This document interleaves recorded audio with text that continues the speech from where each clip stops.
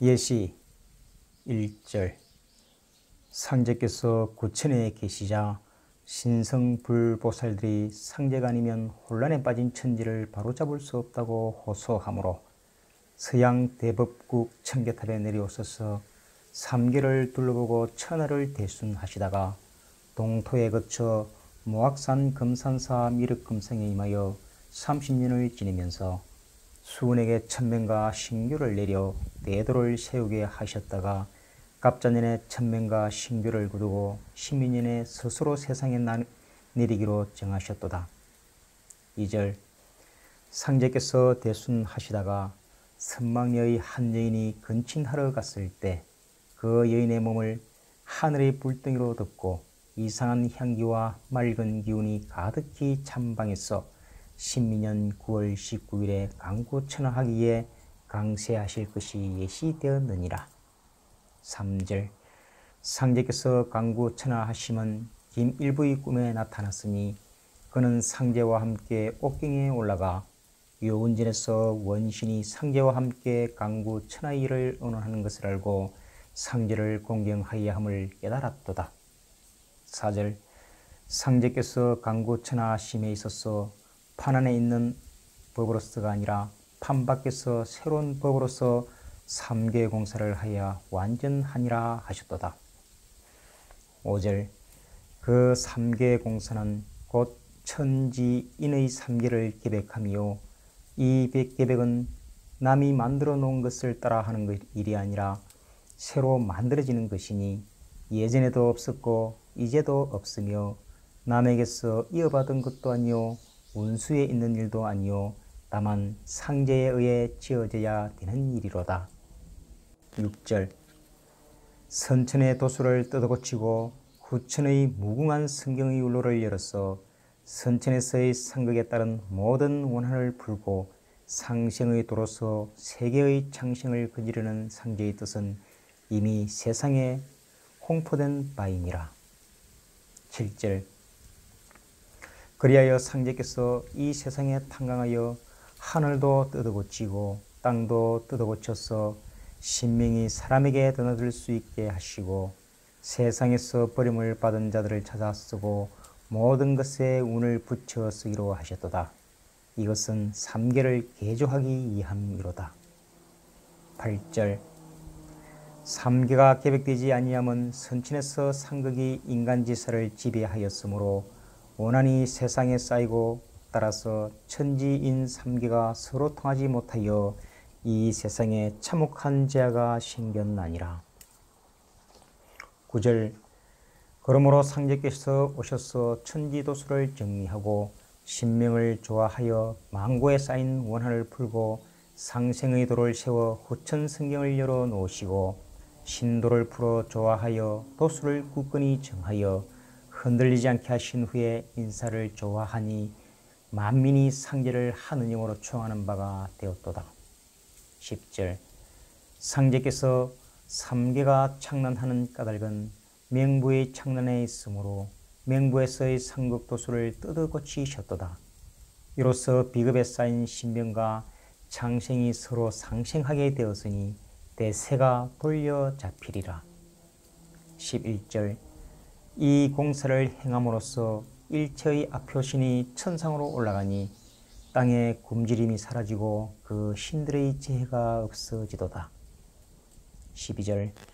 상제께서 모든 도통신과 문명신을 거느리고 각 민족들 사이에 나타난 여러 갈래 문화의 정수를 뽑아 통일하시고 물 쉴 틈 없이 도수를 짜 놓으시니라. 13절. 선천에서는 판이 좁고 일이 간단하여 한 가지 도만을 따로 써서 난국을 능히 바로잡을 수 있었으나 후천에서는 판이 넓고 일이 복잡하므로 모든 도법을 합하여 쓰지 않고는 혼란을 바로잡지 못하리라. 14절. 금산사의 상제를 따라갔을 때 상제께서 종도들에게 천황, 지황, 인황, 후천하지 대금산, 모악산하의 금불 이능은하고 육장 금불이 하의 전여이라. 망국할개 남조선 청풍명을 금산사, 문명교화 삼천국, 도술운통 구만이란 구절을 이어 주셨도다. 15절 또 상제께서는 때로 금산사의 건물을 양산도라고 이름하시고 새 속에 있는 말의 양산도와 비유하기도 하셨도다. 16절 상제께서 이 세상에 오시어 도수로서 하늘도 뜯어고치고 땅도 뜯어고치어 물 쉴 틈 없이 도수를 짜 놓으셨으니 제 한도에 돌아 닿는 대로 새 기틀이 열리게 되니라. 17절 상제께서 하루는 김형렬에게 3개의 대권을 주지하여 조화로서 천지를 개벽하고 후천 성경을 열어 고해에 빠진 중생을 널리 건지려 하노라고 말씀하시고 또 가로사대 이제 말세를 당하여 앞으로 무극대운이 열리나니 모든 일에 조심하여 남에게 청을 찍지 말고 죄를 멀리하여 순결한 마음으로 천지공적에 참여하라. 고 이르시고 그에게 신안을 열어주어 신명의 해상과 청령을 참관케 하셨도다. 18절 상제께서 본댁에 간수했던 선대의 교지를 찾아 옥새가 찍힌 부분을 도려내고 불사르신 다음에 그 부분과 엽전을 비단에 싸서 한쪽에 끈을 달아 손에 들고 목에 붉은 배를 메고 딸깍딸깍 소리를 내시며 시루산을 오르내리면서 큰 목성으로 도통줄이 나온다고 외치시니 이 뜻을 모르고 사람들은 없어진 교지만을 애석하게 여겼도다.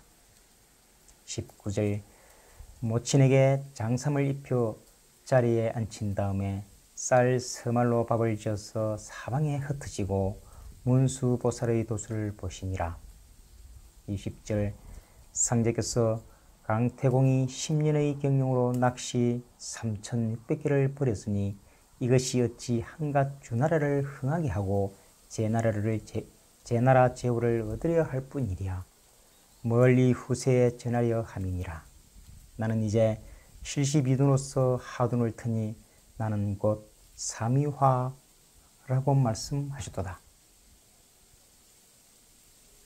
21절 그리고 이어 말씀하시기를 문왕은 유에서 384효를 지었고 태공은 이수에서 3,600개의 낚시를 벌이는데 문왕의 도술은 먼저 나타나고 태공의 도술은 이때에 나오나니라 하시고 천지무일을 공각 이를 무진 허영이라 하셨도다. 22절 또 말씀하시기를 신농씨가 농사와 의학을 천하에 펼쳤으되 세상 사람들은 그 공덕을 모르고 매약에 신농유업이라고만 써붙이고 강태공이 부국강병의 술법을 천하에 내어놓아 그 덕으로 대업을 이룬 자가 이때 그 공덕을 악무하나 보답하지 않고 다만 디딜방하에 갱신년 갱시로월 갱신일 강태곡 조작이라 써 붙일 뿐이니 어찌 도리에 합당하리요. 이제 해운의 때를 당하여 모든 신명이 신농과 태공의 은혜를 보답하리라 고 하셨도다. 23절 이제 동양 형세가 이급함이 물왕과 같았어 내가 붙잡지 아니하면 영원히 서양에 넘어가리라 깊이 우려하시사 종도들에게 계묘년 여름에 내가 일로 전쟁을 붙여 일본을 도와서 러시아를 물리치리라 고 말씀하셨도다.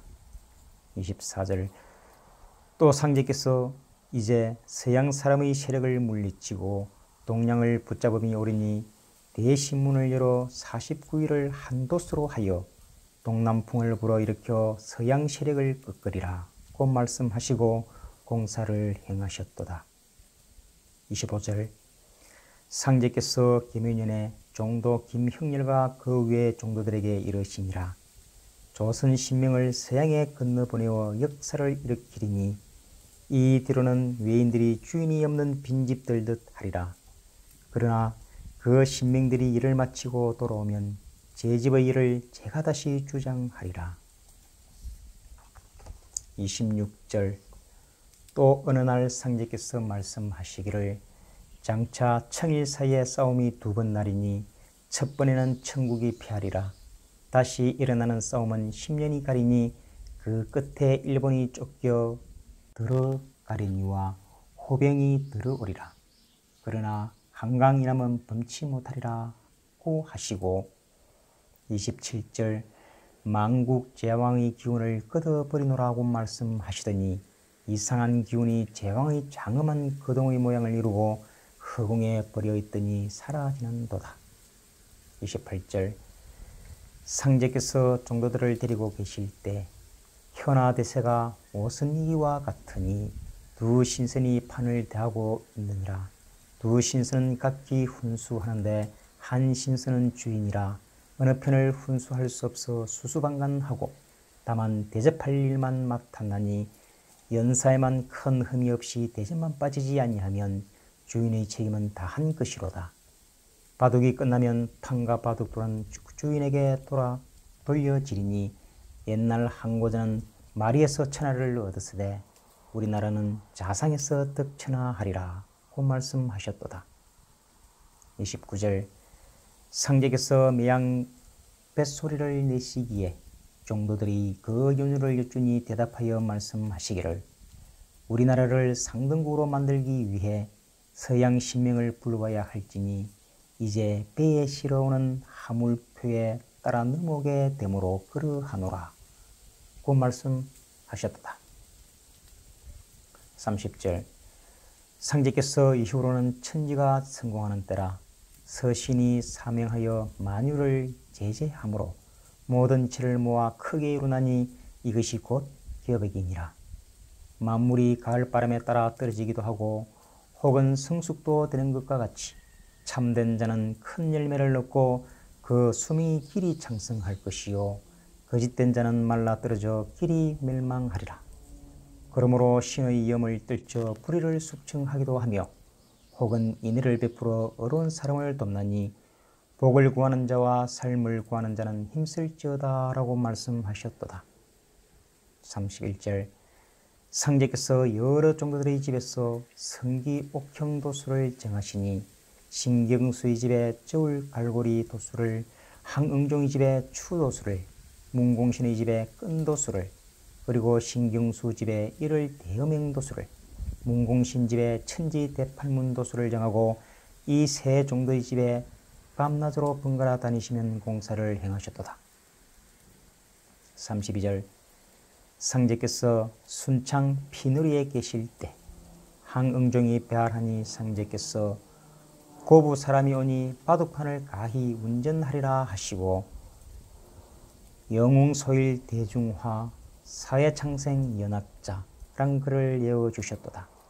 33절 상제께서 하멸의 종도 김보경으로 하여금 큰 북을 대돌부에 따라매게 하시고 병자증축을 밤이 새도록 내리오시면서 북을 치며 이 소리가 서양에까지 울리리라고 하셨도다.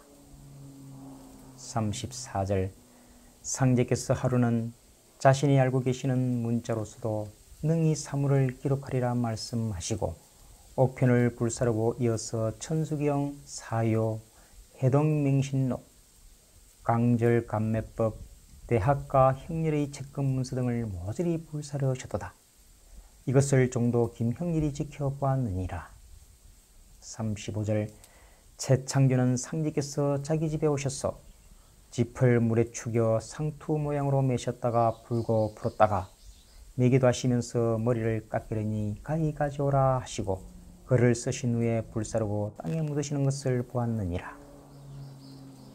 36절 상제께서 백지 7장에 병자기 이발과 장사병세 왕관 대욕 생량 태포의 글을 써서 각각 공하신 후에 김형렬을 시켜 전주에 있는 7사람에게 전하고 해가 지기 전에 되돌아오게 하셨도다.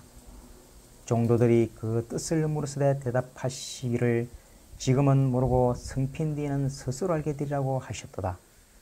김형렬은 전주에 가서 이르신 대로 김병욱, 김광찬, 김윤건, 김준찬, 김낙범 등에 나누어 주었으되 나머지 사람은 출타였으므로 날이 저물까봐 그냥 돌아오니라. 이것을 보시고 상제께서 늦어도 다 돌리고 올 것이여늘 하시면서 꾸짖으셨도다. 37절 상제께서 김자현에게 이르사 그의 방이 후에 반드시 약방이 되리라고 일러주시고 민형안의 만장을 지어 그에게 주고 쓸 때 있으리니 여우라고 하셨도다. 대인보국 정지신 마세진천 문기신 유한경심 종성의 일도분재 만방신 그리고 일도분재 만방심으로써 세상의 일을 알게 되리라고 일러주셨도다. 38절 어느 날 상제께서 차경석의 집 서쪽 벽에 24장과 28장을 써붙이고 박공우의 왼팔을 잡고 만국대장 박공우라고 음성을 높이 부르셨도다. 이후에 공우가 어디에 떠나려면 문 밖에서 반포성이 갑자기 울리곤 하였도다. 39절 종도 차경석, 안내성, 박공우가 대흥리 앞 내에서 목욕할 때 상제께서 경석에게 흰 소금 한 줌을 물 위에 뿌리게 하신 다음에 냇물에 들어오셔서 고기잡이를 하신다고 하시더니 경석의 다리를 잡고 가물치를 잡았다고 하시기에 경석이 저의 다리 위에다 고 여쭈니 상제께서 그렇게 되었나 하시고 다리를 놓으시도다. 40절 그리고 어느 날 상제께서 경석의 집 앞에 있는 버드나무 밑에 서시고 종도들을 줄을 지어 앉히신 다음에 북쪽을 향해 해파람을 부시니 벼랑간 방장선으로부터 한 줄기의 안개가 일더니 사방으로 퍼져 문턱과 같이 되었도다. 이것을 보시고 상제께서 곤이 내 짐제지 곤이 외 장문제지라고 말씀하셨도다. 41절 상제께서 하루는 공에게 마음속으로 유김을 정하라고 명하셨도다. 공우가 생각한 6사람 중 한 사람이 불가하다 하시어 다른 사람으로 바꾸어 정하였더니 이 사람들을 부르사 불을 끄고 똥악 주문을 외우게 하여 밤새도록 방아를 돌게 하다가 불을 켜보게 하시니 손씨가 죽은 듯이 엎어져 있느니라. 상제께서 나를 부르라고 그에게 이르시니 그는 개우 정신을 돌려 상제를 부리니 기운이 소생하니라. 상제께서 이 일을 보시고 종도들에게 이는 허물을 지은 자니라. 이후에 계병이 온 세상에 유행하리라. 자든 사람은 누운 자리에서 앉은 자는 그 자리에서 길을 가던 자는 노상에서 각기 일어나지도 못하고 옮기지도 못하고 혹은 엎어져 죽을 때가 있으리라. 이런 때에 나를 부르면 살아나니라고 이르셨도다. 42절 또 종도들에게 말씀하시기를 시속에 병신이 육갑한다는 말은 서투른 글자나 배웠다고 손가락을 꼽작이며 아는 체 한다는 말이니 이런 자는 장차 죽음을 면치 못하리라고 하시고 43절 또 이렇게 이르셨도다. 부녀자들이 제자식이라도 비에 맞지 아니하면 급살 맞으라고 포건하나니 이것은 장차 급살병이 있을 것을 말함이니라. 하루 집신 세 클레를 달키면서 죽음을 밟아 병자를 구하러 다니리니 이렇게 급할 때 나를 믿으라고 하면 따르지 않을 사람이 어디에 있으리요.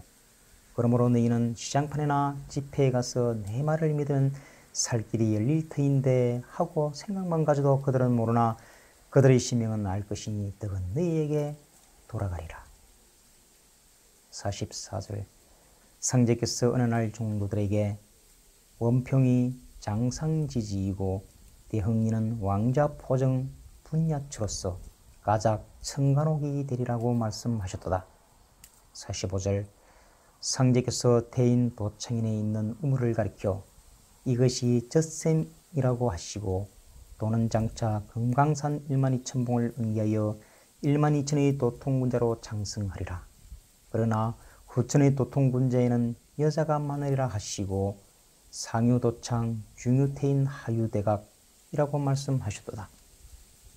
46절 상제께서 하루는 천지 대팔문 일을 대허명 금수 대도술 인간 대적선 시오시오 귀신세계라 써서 신경수의 집에 함께 살고 있는 공우를 주어 경수의 집벽에 붙이게 하시고 가라사대 경수의 집에 수명소를 정하노니 모든 사람을 대할 때에 그 장점만 취하고 혹 단점이 보일지라도 잘 용서하여 미워하지 말라 하셨도다. 이때 또 형렬에게 가라사대 법이란 것은 서울로부터 비롯하여 만방에 떨쳐나가는 것이므로 서울 경자 이름 가진 사람의 기운을 써야 할지로다. 그러므로 경수의 집에 수명서를, 경학의 집에 대학교를, 경운의 집에 복록서를 각각 정하노라 하셨도다. 47절 세상 사람이 나를 광인이라 이르되 광인은 이를 계획도 못하고 이를 치르지도 못하니라. 광인이라고 하던 사람이 광인이라고 듣던 사람에게 절할 날이 오리라. 나는 시골에서 농판의 칭호를 듣되 군자나 천진으로 평이 있는 자를 택하노라고 말씀하셨도다. 48절 상제께서 학동을 떠나던 어느 날 박공우에게 나는 이번 길은 한 사람의 절을 받기 위함이니 이 절이 천하에 널리 미치리라고 말씀하셨도다. 49절 김경학이 김자선의 집에서 하룻밤을 지냈을 때 상제께서 어젯밤에 꾼 꿈 이야기를 하라고 경학에게 이르시니 그는 개 한 마리가 우물에 빠진 것을 보고 구하러 달려갔더니 그 개가 우물에서 뛰어나와 다른 곳으로 가버렸나이다고 꿈 이야기를 여쭈니 상제께서 속담에 광성을 강하지라 하니라. 네가 꿈을 옳게 꾸었도다고 말씀하셨도다. 50절 상제께서 하천하시기 전에 섣달 어느 날 백지에 24방위를 돌려 쓰고 복판에 혈식 천추 도덕군자를 쓰시고 천지가 감방으로부터 시작되었다고 하나 24방위에서 한꺼번에 이루어졌느니라고 하시고 이것이 남조선 백길이니라. 혈식 천추 도덕군자가 배를 몰고 전맹숙이 도사공이 되리니 그 군자신이 천추 혈식하여 만인의 추앙을 받으면 모두 일심에 있느니라. 그러므로 일심을 가진 자가 아니면 이 배를 타지 못하리라고 이르셨도다. 51절 천지에 수기가 돌 때 만국 사람이 배우지 않아도 통허하게 되나니 수기가 돌 때에 와지끈 소리가 나리라. 52절 또 어느 날 상제께서 종이에 철도선을 그리고 북쪽에 점을 찍어 정읍이라고 쓰고 남쪽에 찍은 점을 사거리라고 쓰고 가운데에 점을 찍으려다가 몇 번이나 망설이시더니 대흥리로 떠나실 때에 그 점을 치시고 이 점이 되는 때에 세상일이 다 되었느니라고 말씀하셨도다. 53절 이후에 상제께서 김보경의 집에 계시면서 공사를 보고 계셨는데 어느 날 백지에 27년이라고 쓰셨도다. 이에 대해 종도들이 묻기에 상제께서 홍승문이 해문산에서 27년 동안 공부한 것이 헛된 일이니라. 그러므로 이제 27년 동안 헛도수가 있으리라고 말씀하시고 다시 백지 한 장을 12쪽으로 오려서 쪽지마다 글을 써서 한쪽만을 불사르고 나머지 11쪽을 치보로 하여금 불사르게 하셨도다. 이때 갑자기 비가 쏟아져 가뭄에 마르던 보리가 생기를 되찾더라. 54절 이 헛도수를 말씀하신 후 어느 날 상제께서 이치복과 여러 종도에게 불가지는 불이 가히 그칠 곳이라는 말이요 그곳에서 가할 만인이라고 일러왔으니 그 기운을 걷어 창생을 건지리라 고 말씀하시고 교자를 타고 그곳으로 가시는 길에 거목 경방 시영녀 성문 태벽 거미사 사동초미 순응해 죽간현심 자불리 포락효성 상가리 토장출유 일상수 혁은 옹필 유하익 목사경우 의양이 라고 에워주셨도다. 55절 상제께서 앞뒤에 친히 쓰신 병풍 한 벌에 제종숙이 되는 강성에게 주신 것을 그 후 석한의 종행인 강계형이 간수하고 있다가 상제께서 하천하신 11년 후에 입양한 강석간에게 전하였느니라. 글귀는 이러하였도다. 또 한 폭에는 고전체로 라고 쓰고 있고 또 스카니 병풍 속을 뜯어보니 라고 쓰여 있다 하니라.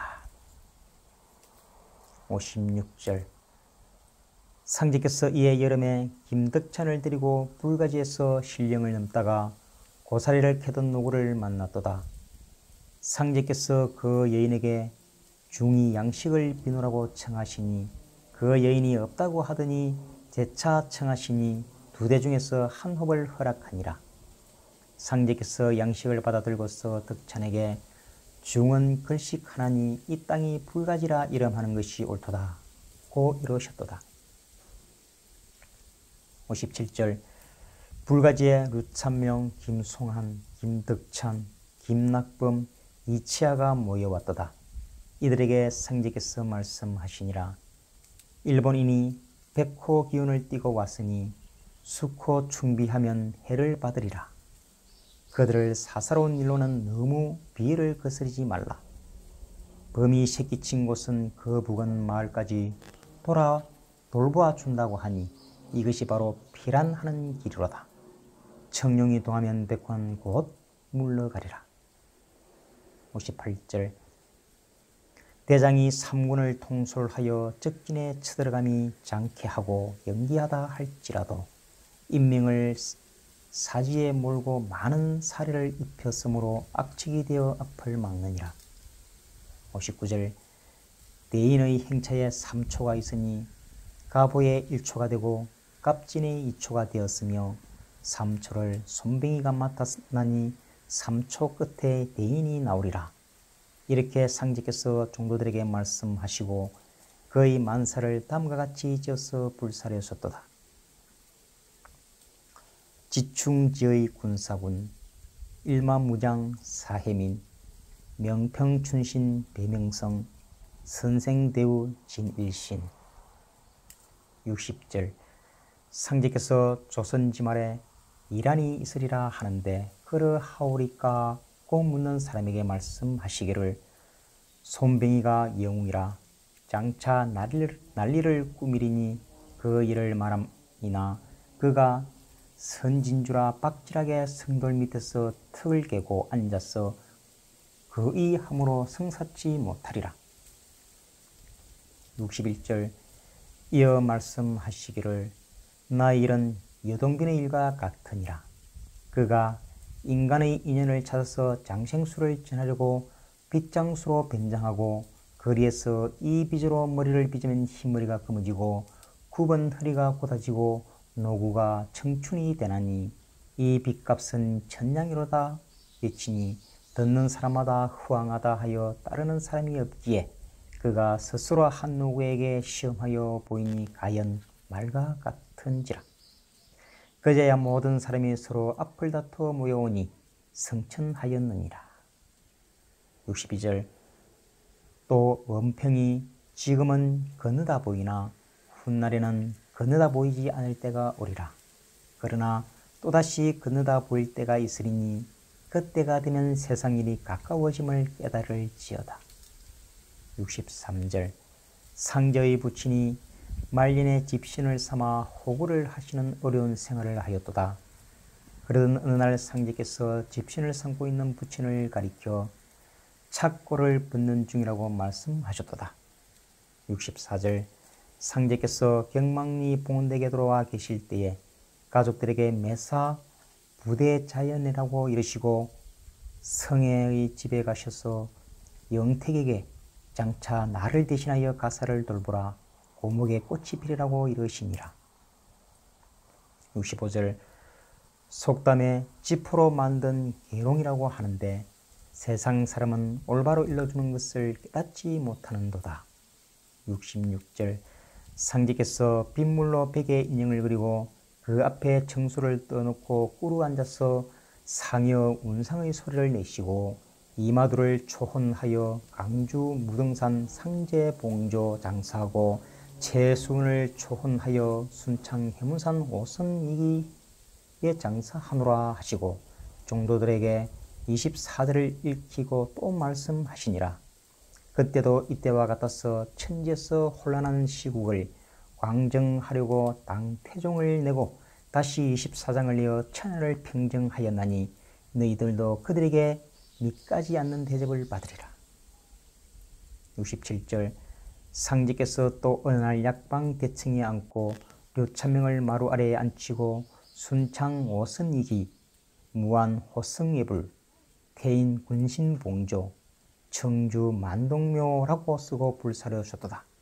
이때에 찬명이 좀 방심하였더니 상제께서 말씀하시기를 신명이 먹주를 잡고 있는데 내가 어찌 방심하느냐 하셨도다. 68절 또 상제께서 용두치에 가서 계실 때 하루는 마당에 촛불을 밝히고 천유 일을 지명 지유 초목지위 천도 제명고 인행의 일을 지도 제이고 인생의 초목이라 써서 불사르셨도다. 이때 구름이 하늘을 덮고 비바람이 크게 일어도 촛불이 요동하지 않았도다. 상제께서 찬명의 수북 하늘의 구름 사이에 별 하나가 반짝이고 동남 하늘에 구름이 흩어져 별이 많이 반짝인다는 복명을 들으시고 서북에서 살아날 사람이 적고 동남쪽에서 많으리라고 이르셨도다. 69절 이런 일이 있은 후 어느 날에 상제께서 종도들에게 오늘 천국 만리창 신명이 오리니 잘 대접하여야 하리라고 이르셨도다. 70절 상제께서 구리골 약방에서 약장은 안장롱이고 신주독이니라. 여기에 배접한 종이를 뜯어 날이 속히 이르러야 하리라. 고하시고 그 후 대흥리에서 고부인에게 약장은 네 농바리가 되리라고 이르셨도다. 71절 다시 약방이 이르사 8 종들을 벌려 앉히고 사물탕 한 첩을 지어 그 천면에 인형을 그리고 두 손을 모아 두르시면서 시천주를 3번 외우신 후에 종도들로 하여금 그렇게 하라고 말씀하시도다. 남조선 대가 범피 중요로다. 이제 육지에 하륙하였으니 풍파는 없으리로다 하셨도다. 72절 또 말씀하시기를 24가지 약종만을 잘 쓰면 만국 어언이 되리라 하셨도다. 73절 신도로서 크고 작은 일을 다스리면 현모불측한 공이 이룩되나니 이것이 곧 무의하니라. 신도를 바로잡아 모든 일을 도의에 맞추어서 한량없는 성경의 운수를 정하리니 제도수가 돌아닿는 대로 세기틀이 열리리라. 지나간 임진날을 채풍원이 맡았으면 사흘에 불과하고 진묵이 당하였으면 석 달이 넘지 않고 송구봉이 맡았으면 8달에 평란하였으리라. 이것은 다만 선, 불, 유의 법술이 다른 까닭이니라. 옛적에는 판이 좁고 일이 간단하므로 한 가지만 써도 능히 광란을 바로잡을 수 있었으되 오늘날은 동수와 동서가 교류하여 판이 넓어지고 일이 복잡하여져서 모든 법을 합하여 쓰지 않고는 혼란을 능히 바로잡지 못하리라. 74절 또 지난 임진왜란 때 일본 사람이 우리나라에 와서 성공치 못하고 도리어 3가지의 한만 맺었으니 소위 삼한당이니라. 첫째로 저희들이 서울에 들어오지 못함이 1한이요 둘째는 무고한 인명이 많이 살해되었음이 2한이요 셋째는 무엇있는 법을 가르쳤음이 3한이라. 이제 현 시대를 당하여 저들이 먼저 서울에 무난히 들어오게 됨으로써 1한이 풀리고 다음 인명을 많이 살해하지 아니함으로써 2한이 풀리고 셋째로는 고한 3년으로 백지강산이 되어 민무추수하게 됨으로써 3한이 풀리리라. 75절 용역수를 배우지 말지어다. 기차와 윤선으로 100만근을 운반하리라. 축지수를 배우지 말라. 운거를 타고 바람을 제어하여 말리길을 경각에 왕래하리라. 76절 어느 날 상제께서 종도들에게 앞으로 술수를 거두리라고 이르시니라. 77절 선천에는 108염주였으되 후천에는 대고 염준이라. 78절 사십팔정을 늘여 세우고 옥주문을 열 때에는 정신을 차리기 어려우리라. 79절 상제께서 하루는 공무에게 말씀하시기를 동학신자는 채순의 갱생을 기다리고 불교신자는 미륵의 출세를 기다리고 예수신자는 예수의 재림을 기다리나 누구 한 사람만 오면 다 저의 스승이라 따르리라 고 하셨도다.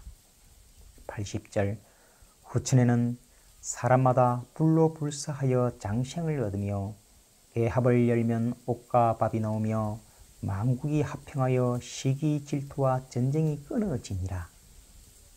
81절 후천에는 또 천하가 한 집안이 되어 이무와 형벌을 쓰지 않고도 조화로서 창생을 법리에 맞도록 다스리리라.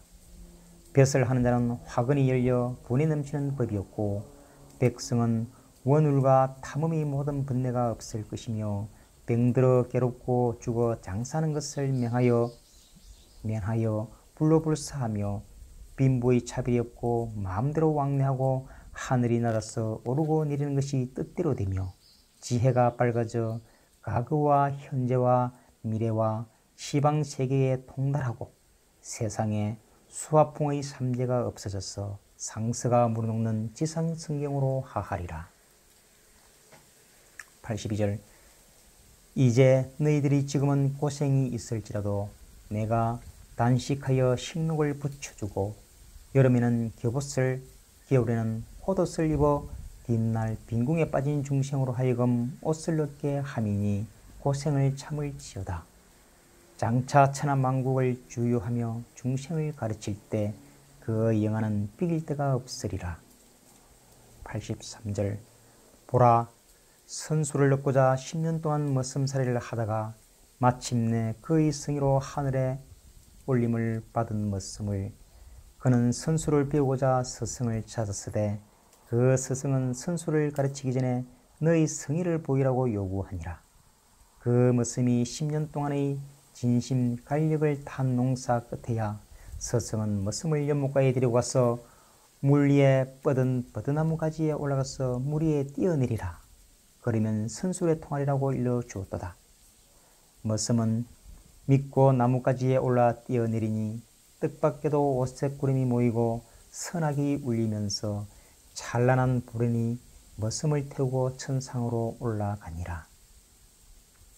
84절 상제께서 하루는 종도들에게 7, 8년간 고국성, 화중천지 일병성, 호기 변북 풍천리, 백일경서 야우경, 봉기청운 공유영, 남내적표 홀무성, 호토용사 상해일 무고인민 만일생이라고 옛글을 예어 주셨도다.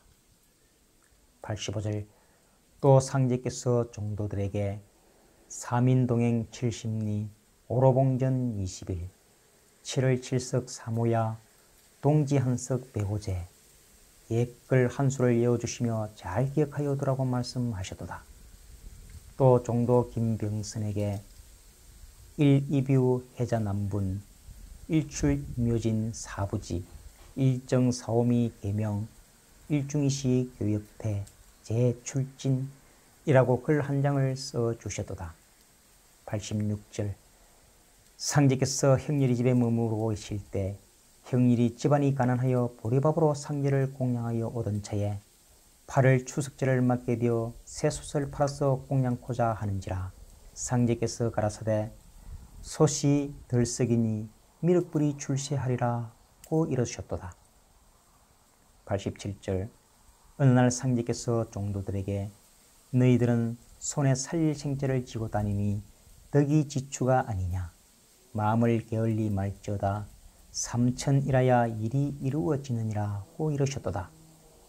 88절 또 하루는 공사를 행하시고 오주와 글을 쓰시니 이러하도다.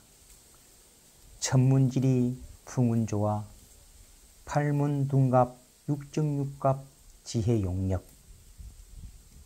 도통 천지보원 성사 어통 경주용담 무극신 대도덕 봉천면 봉신교 대선생전 여륜령 시평 선지후각 원형이정 포교 50년 공부 89절 상제께서 하천하시기 전 김형렬에게 글 한 수를 읊어주시니 다음과 같도다. 후인산조 계유보 건군 범사 막원천